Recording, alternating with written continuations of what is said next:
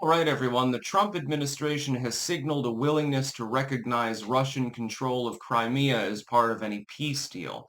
I actually support this because here's the problem. I know some of you really support Ukraine, but please hear me out before you judge me. Let me try to explain in a rational, logical sense, as opposed to a knee-jerk Botnik Yuki sense or something like that. Because again, I don't really have skin in the game. I'm not Ukrainian or Russian. Here's the problem. If Russia has invaded an area, totally controls it, with full military support, they have annexed it. Eventually, you have to recognize the fact that they've annexed it. And it's not really possible to endlessly wage some sort of bizarre diplomatic war with the Russians. It's not physically possible. The fact is that there's no methodology by which you can dislodge Russia from Crimea. Now, you can support the continued Ukrainian effort in parts of eastern Ukraine. That's one thing. But the idea that Ukraine possesses the capabilities, or that anyone else willing to risk nuclear war would possess the capabilities, of forcing the Russians back out of Crimea when they've already established themselves now for an entire decade is complete bullshit. It's not going to happen.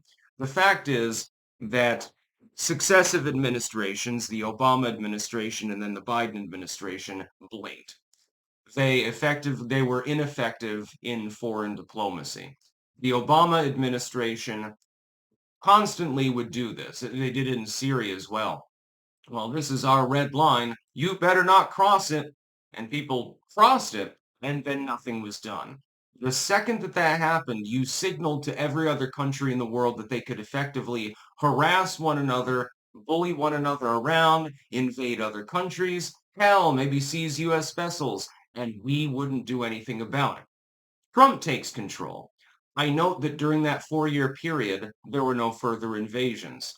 It's almost like when the U.S. military is rebuilt and we have the capability of the use of force and we actually assert ourselves, and when we say a red line has been crossed, so we're going to drop the mother of all bombs on your goddamn head, it's almost like people don't fuck with you as much. Fantastic. It's amazing. It's called Peace Through Strength, by the way. Speak softly, carry a big stick. If you don't have any problem with us, we don't have any problem with you. You're not fucking around, you don't have to find out. But if you do fuck around, we're going to, nuke you from orbit. We're going to use a rod from God or something like that. Then you have the Biden administration. And Biden was also ineffective. This is why things popped off literally all over the world over that period.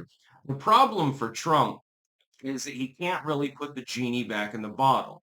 Not effectively. Getting Zelensky to agree to any deal in which he's ceding any territory at all appears to be something that's not going to happen. He is very stubborn. And this is due to Eastern European politics. I'll explain in a moment. The same is true of Putin. Putin is not going to unilaterally withdraw from land it has already claimed and already mostly occupies. It will never happen. The problem is that in Eastern European politics, if you look weak, if you do withdraw, you tend to get killed. Your whole family tends to get gulagged. You tend to get upended. So Zelensky can't really withdraw from the war.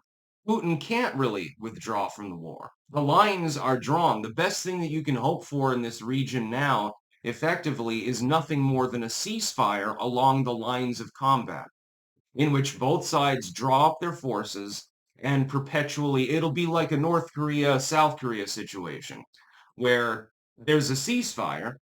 It's routinely violated, but whatever. But the DMZ is one of the most dangerous places in the entire world. It's heavily fortified on both sides. It's filled with artillery and tanks and airfields and mines and all sorts of shit. That's what you're going to end up with on the Ukrainian-Russian border.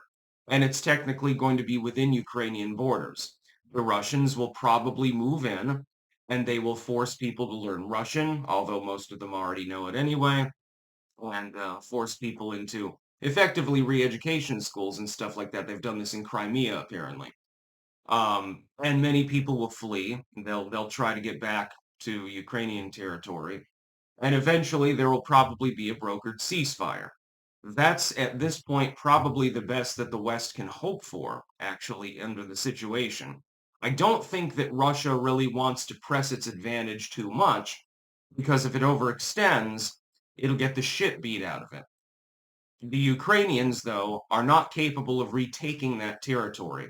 A brokered peace deal would involve the return of some of that land to Ukraine, but Zelensky's not willing to entertain such a deal. A brokered peace deal would, of necessity, involve, acknowledging Russian control of Crimea, which they have. They already had it years ago. Zelensky's not going to be willing to do that. It would involve Ukraine entering NATO and getting back some of the territory that's currently held. But Putin, he doesn't want to do that. So it's going to be really difficult to get a peace agreement actually going. I think the best you can hope for is a ceasefire, and then Russia will play its advantage. You then enter the rest of Ukraine into NATO, forcing it to cede that territory, generally speaking, because Russia ain't going to give it up. You might be able to get some of the interior areas back. You have to split a province in half or something like that. That's just the way that it is. It's called pragmatism. It's called diplomacy. It's called understanding the reality of a situation, and understanding you're not going to get what you want, but you can get some of it as long as you are clear-headed. That's about all. Peace out.